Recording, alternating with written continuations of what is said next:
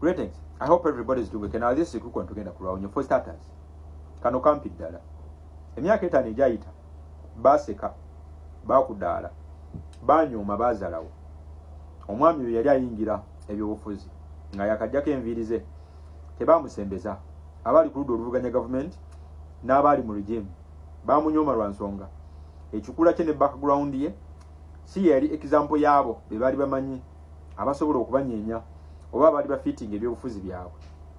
Atandika movement nga amaze okuyingira parliament nga amaze okubakolera statement if you can't come to the ghetto will come to the parliament. Atandika movement gye banyooma abaali abagezi oba bali beyita abagezi ebiseera byagamba it's a mere storm egenda oku disappearing with time. 5 years later emyaka 5 egiyiseewo gye bayita storm efuuse strongest currency in the land, efuuse ekyafaayo ekikyasinza okubeera ekyamaanyi mu ggwanga lyattu Uganda.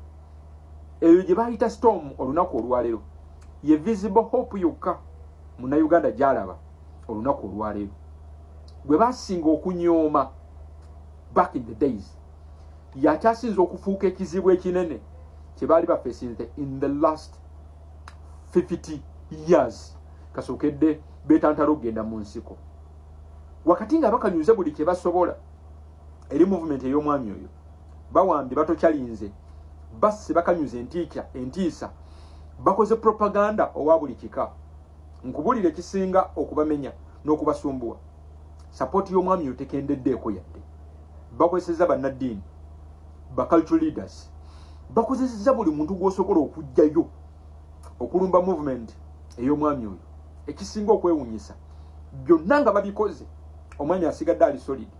Kankuzeeyo katono nga nkubuuza ekibuuzo bantu bameka b'osobola okusanga nga basigadde bayimiridde ground yaabwe ng'obawambidde abantu obattidde abantu obataddeko toki ekyasinza okuba ey'amaanyi ne basigala nga tebabreaking nga tugenda mu kalulu ka 2021 gurupu yo y'omwami yonna Museveni yagikwatira ekalangala yagitereka emyezi 6 ng'asuubira nti omwami agenda breakinga agenda bowinga agenda bendinga byonna bisatu yabigaana teyakoma okwo yali agifulumya ng'ayingizayo gurupu y'aba Olivia Lutaaya era yali alowooza nti omwami agenda breakinga agenda bendinga bowinge kasasiro byonna yabigaana teyakoma okwo jjukira yali amaze okukitegeera nti Dr. Kizza Besigye yali avudde mu politics ye yali amaze okukibala nti ng'aguze FDCDP n'abasigadde awo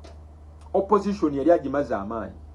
Little did he know nti oli gwe banyooma mu kutandika kwa 2017 yagenda okukoleza generation ebadde ezikidde. Mpulirizamu katono mu byafaayo bya Uganda tewaliwo muntu gwe batunyizza gwe babonyezaabonyeza n'agaana okuwanika ng'omwami ogolaba mu secret. Wenkoledde video eno mwenna mukimanyi nti security detail ye yonna eri munda yali aganyeko tambula yali ayimiriddeko yabrekinzeeko Museveni astupinze lo n'ayingira ne ghetto agezezzaako kutandinga ba elite abayivu bannamateeka bannaddiini cultural leader ne bakimbuye gabasembayo okuba abanaku okubatandinga eri omwami ono bamulumbe. Omwami asigadde ali solid support ye esigadde eri untouched amukwatidde abantu bonna amuttidde amuwambidde amutulugunyizza akasajja kaganya okubreakinga. Tewali kintu kikyasinze tokyalinga muto gwa Museveni omukadde ogwo gwolaba ng'omwami ono okubanga amukoze buli kimu nga kaboyi tekabreakinga kimuluma ate kimutta atuuse ne ku extent esindika mutabani wenyini ajje yekolere propaganda nti abo fa babatandika ekisinga okubaswaza nti ate mwana tutebali so smart. Minister we olunaku olwaleero Nobert Mao 2023 kwatakava mu kalulu yagamba omwami ono ekibiina kyakulembera katundutundu ka NRM wiiki eno gye tulimu yennyini minisita y'omu yagambye agenda kufukamira we kiba kyetaagisa akake akatundutundu ka NRM ate kagende katule ne NRM. Omwami oyo mulaba bw'omusanga nga awantu wonna mukubire salute azuukusizza generation netandika okulaba entambula y'eggwanga ng'ekikulu, ate azuukusizza generation n'eyaba batamwagala okutandika obutamwagala. Kanziriremu abajegajega abatamwagala bategeere, azuukusizza generation yaffe okutandika okulaba ensonga za revolution ng'ekikulu, naye azuukusizza ne generation etamwagala okutandika okuchallenginga ebyo balaba nti tatambuza bulungi. Azuukusizza sayidi ezaffe ezaagala Uganda ekyuke, n'azuukusa ne generation n'agiwa emirimu y'abavubuka abataagala ideas ze zituukirire. Kyenagambye afuuse strongest currency esinga Uganda awo. Mpaayo omulimu gumu ogusinga okusasula ng'ogw'okulumba omwami ono.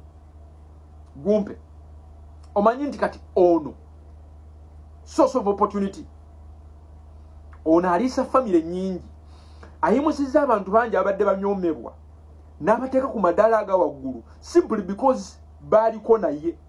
Kituuse ku extent nga oba wali ofunye ku kifaananyi n'omwami ono, kyangu nnyo obulamu bw'okukyuka. Ku muddembe gw'omwami ono n'abasiru abajega bafunye ku bifo ebikulu mu state. Ku mulembe gw'omwami ono wetusookedde okulaba kyoyisobola okuyita the ghetto structures, nga bakwata Jeno Mulamba ne bamusindika mu ghetto. Ku era ey'omwami ono akutte Museveni n'amuzinga nga kimwetaagisa okunoonya buli muyimbi amuteeke ku sayidi ye akole ttiimu esobola okulwanyisa omwami ono. Museveni asitupinze solo nga kimwetaagisa oyingira ebibiina byonna ebiri ku ludda oluvuganya gavumenti abiteeke mu sakeeja bisobole okulwanyisa omwami ono.